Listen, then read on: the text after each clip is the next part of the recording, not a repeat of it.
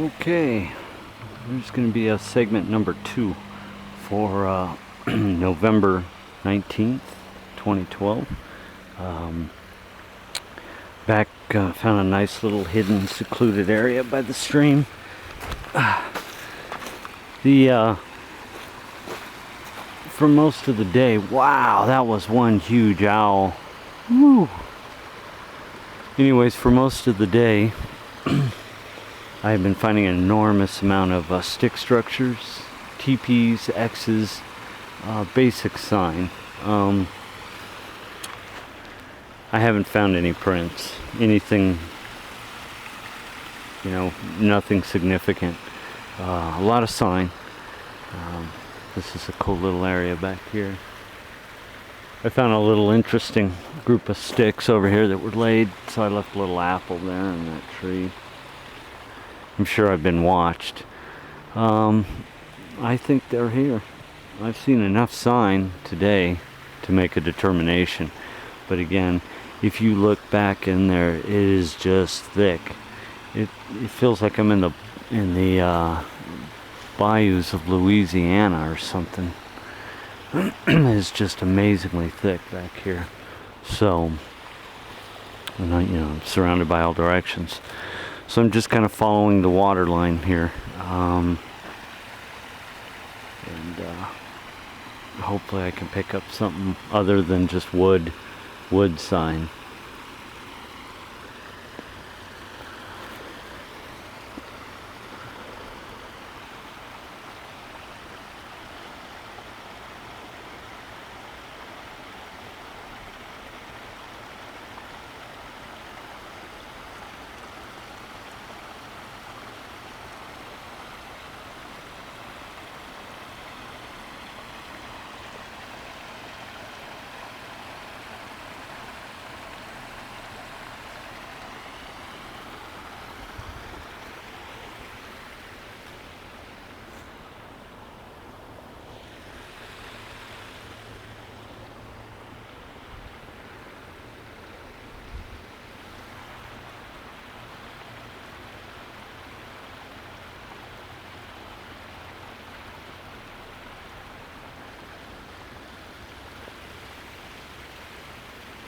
I haven't got any calls or whoops or anything coming out of the back area back there.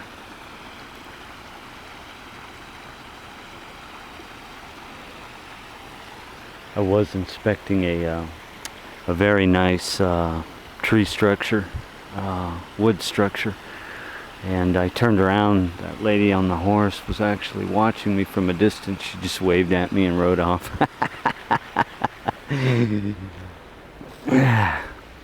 In modern 2012, I think she knew what I was doing. She smiled, so that's a good thing. Instead of giving me look like I was some kind of loon out here.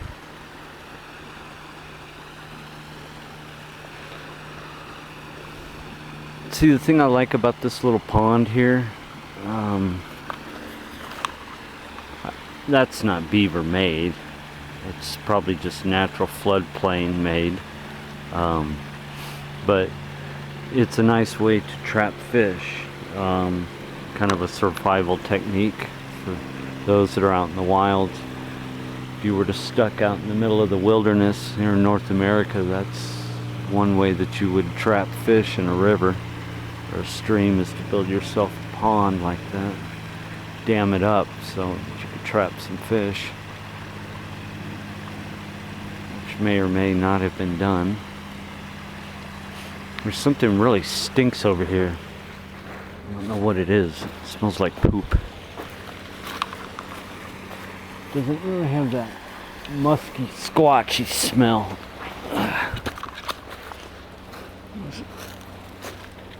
Gotta work down the water line here and just see if we can. That's interesting.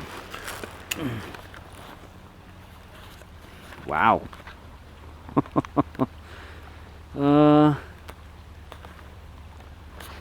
I want to take a look at that. Get my tape measure out.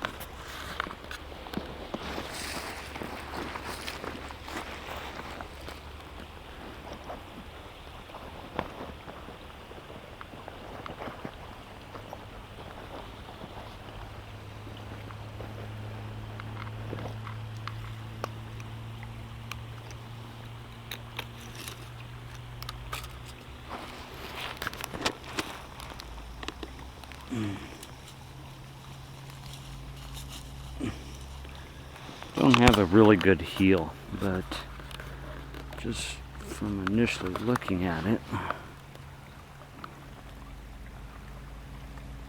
13. We got the toe up top here. Probably crossed the stream up to the other side.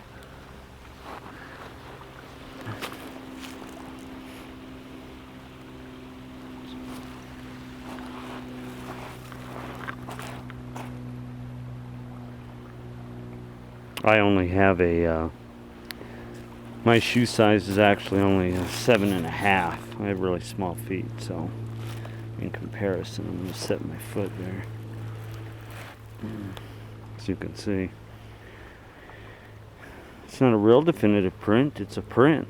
It's 13 inches big, and there's mine.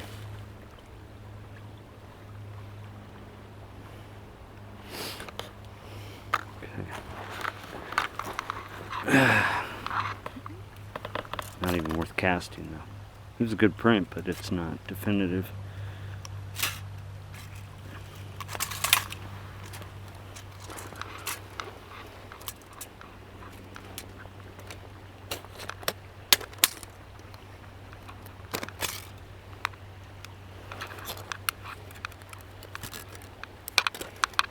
Alright, give me a sec here.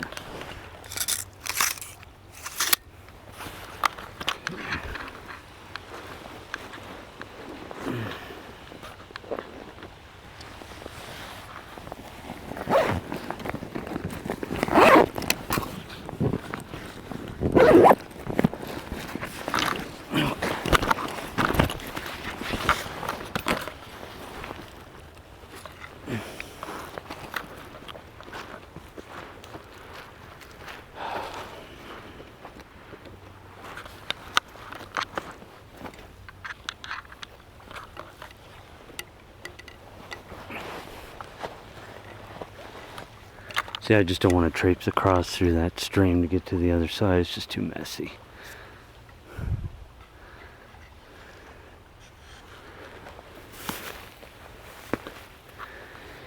It is worth expedition though for me. So in the coming weeks we will be spending some more time out here. I'm pleased with the area. It's extremely quiet. I was just hoping for more than what I found, though. Let's try going through here. Okay. I just got hit with a really, really musky, skunky odor.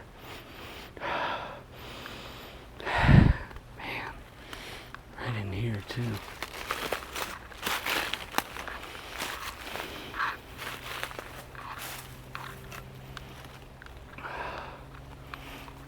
Nahalio, stay ma.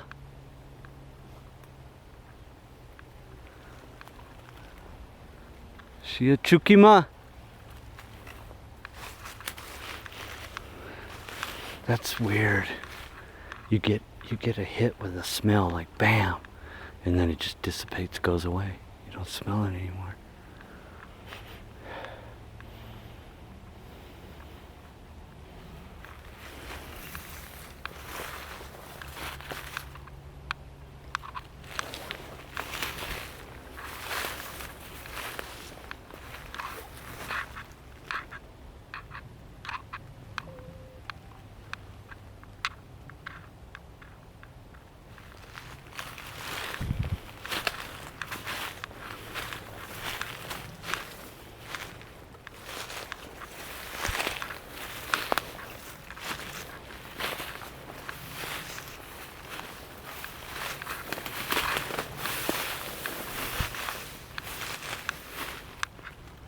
Now, if I was in Africa, there's some movement behind me. Sound like a smaller animal though. Didn't sound very big. Anyways, if I was in Africa and I ran across this, even though it's all deadwood, it looks like a nest of a gorilla. Just from what, what I know and what others have seen is silverback mountain gorillas do that. They tear down all that foliage and they lay it down on the ground under a secluded grouping area where they're hidden. So see, it's all dried and dead, but I'm sure during the summer it was a lay area of some sort. You just lay down in the brush just like a bed. As you can see, it's all, most of it's like the soft grass. Almost looks like wheat. It's tall grass. And you come up on this, and it's like a big area where it looks like a bed, a mattress.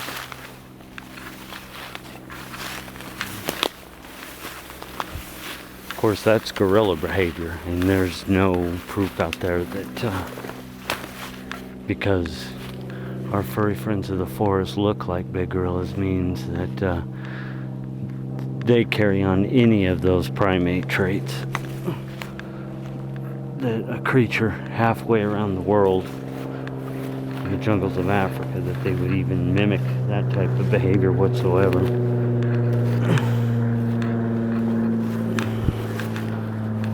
It is strange.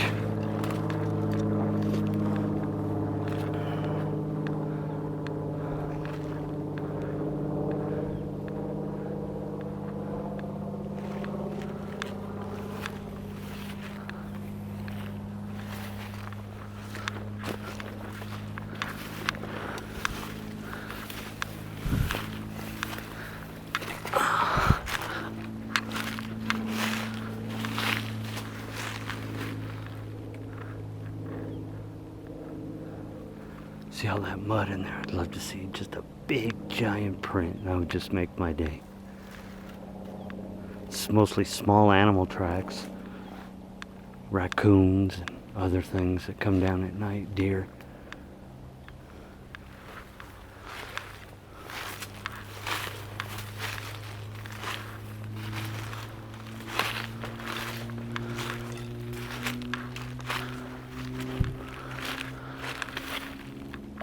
I still haven't found the exact spot where Justin took the picture. I'm in the general area. I've worked up and down the trail today, but I'm still hoping to find that exact area. It's just that it was hard because there's no real markers for him to tell me exactly where in the park to go. He gave me the general direction and area, but there's no markers to say this is the hill or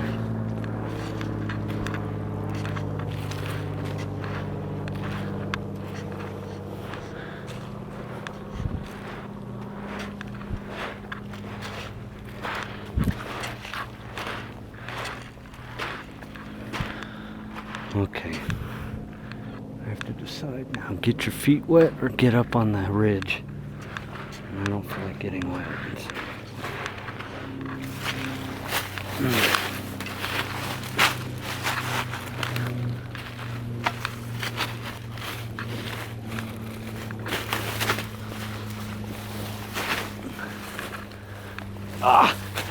Found what I was looking for. Alright. There we go. Just gonna give you an overview.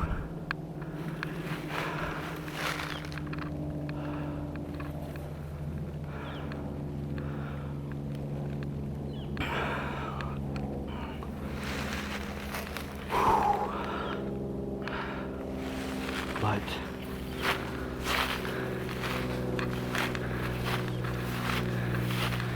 giants have a way with wood. They have a way of leaving sign.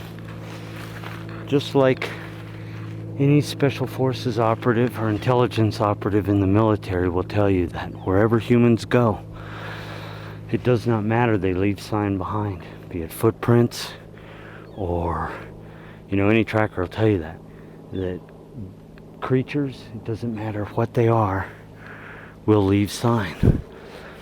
What we know about the Sasquatch and we know about humans is that they leave sign. Now this is a Bigfoot nest. Hallelujah. I can't believe I found this. This is hidden too. It's hidden back here by the stream, just up the way from the stream. Look at this. Strategically laid in a TP format. Let's get a little closer.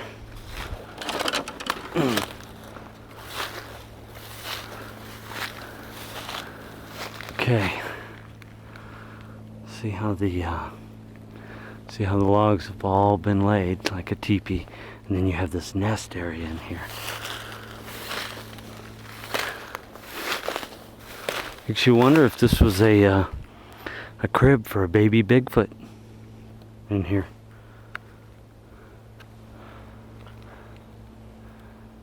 I like how it's wedged in there. That's nice.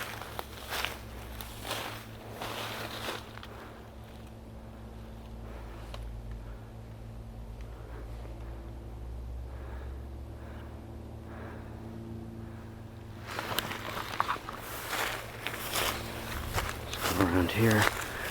See, here's third part. See, the thing about this is it depends on how you look at it. I can see one branch or one log falling, or even two, but we have four. We've got one here on this side. It's all wedged up there. Wedged up nice too. Looks forced in there, in fact. So you have 1, 2, 3, and this one around the back. Big tree here too.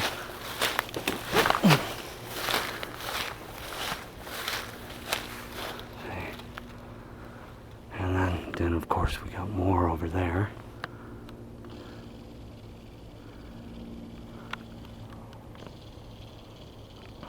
I like how it's wedged in there.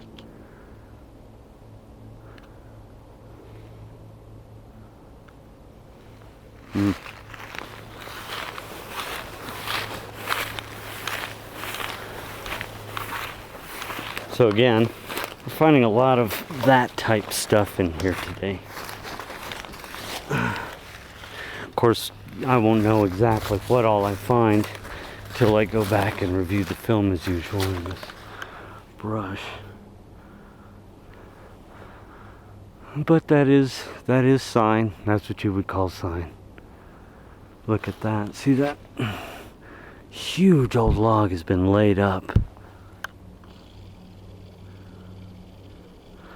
This is something that certain people, I know I've seen it in Washington and I've seen it in Canada mainly. Seen it on the East Coast too, where they'll just wedge a huge old log way up there. It doesn't fit in with the thinner branches and so forth. Trees get thinner, these aspens and so forth, they get thinner, and all of a sudden there's this big log stuck way up high in the tree. It's really it's always fascinated me. I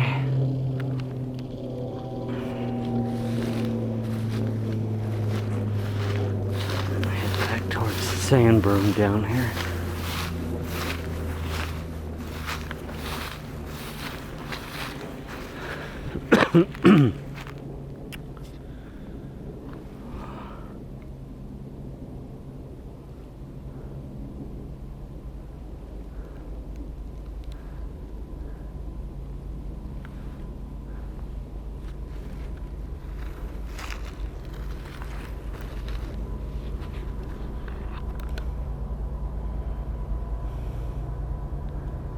Again, what you're hearing is the train tracks.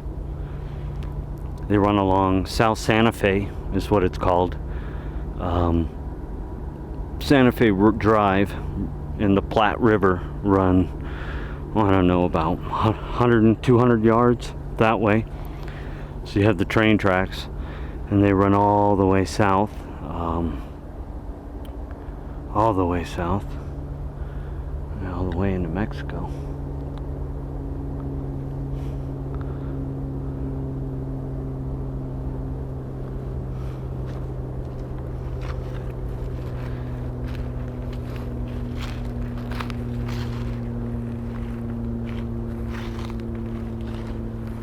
Again, just there we go. Take another look at how some of these structures will catch your eye from the distance.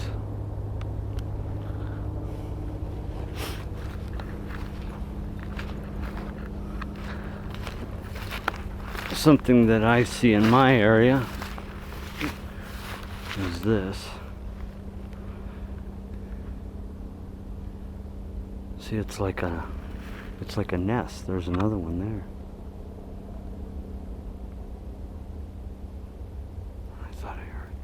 I heard like a rock clacking. Anyways.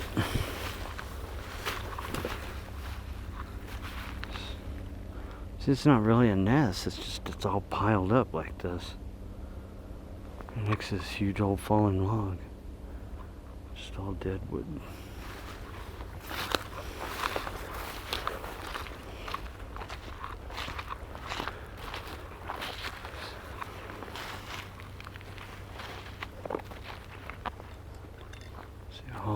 Sandbar, you can see all the indentations in that sand from hooving either elk or deer. But they move all along here, you know, along the water line. If you're a hunter and it's elk season, even though this area is not a hunting area, but it all looks pretty much like this. This is where you would find them. Find them back in the scrub. They're always going to be moving along a stream like this. So like if you were a bow hunter or something, you'd, you know, set up shop here and just wait for them. I'm surprised I actually haven't seen any deer today.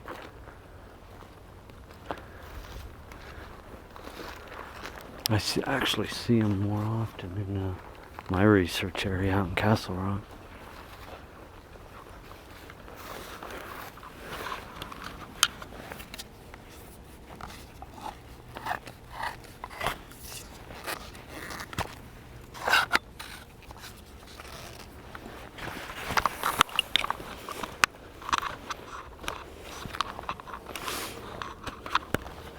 I'm heading back now to the Jeep.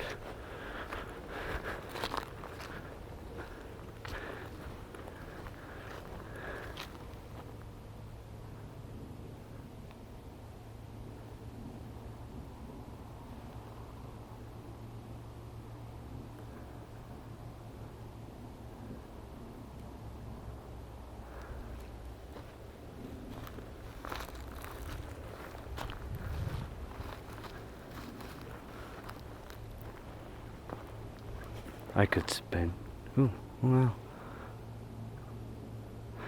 I could spend all day looking for prints all along this river or this stream. It's just too time consuming. But see, I do want to get back up in there. It's really rough.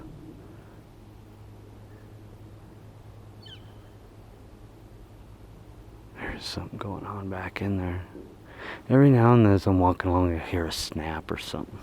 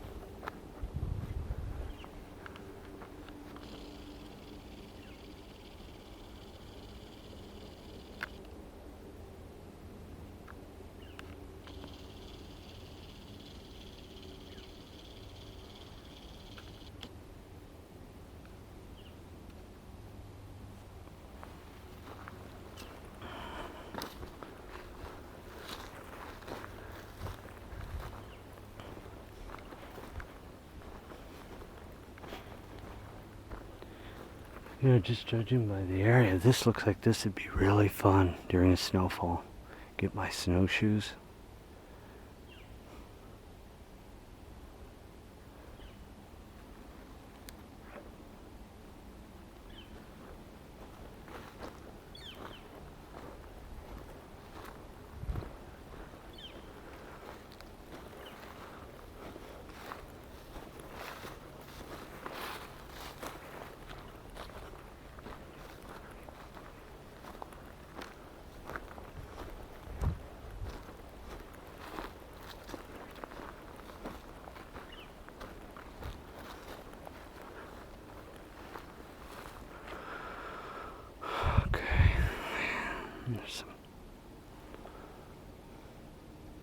See what I'm saying? It's just too hard. There's just so many deer tracks running through there. It's amazing. Trying to decipher. Is that a footprint or? You can see little tiny ones too, raccoons.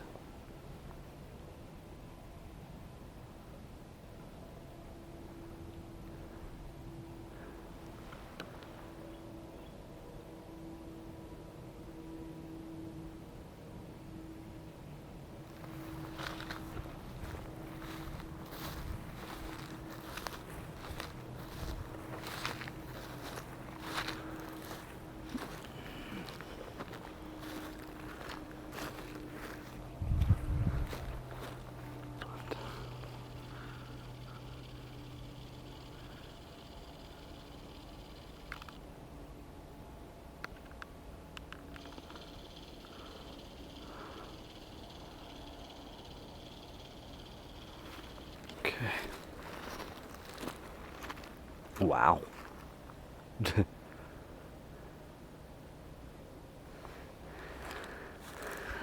see if I can get out. Here we go. There's a little game trail. It'll be right down.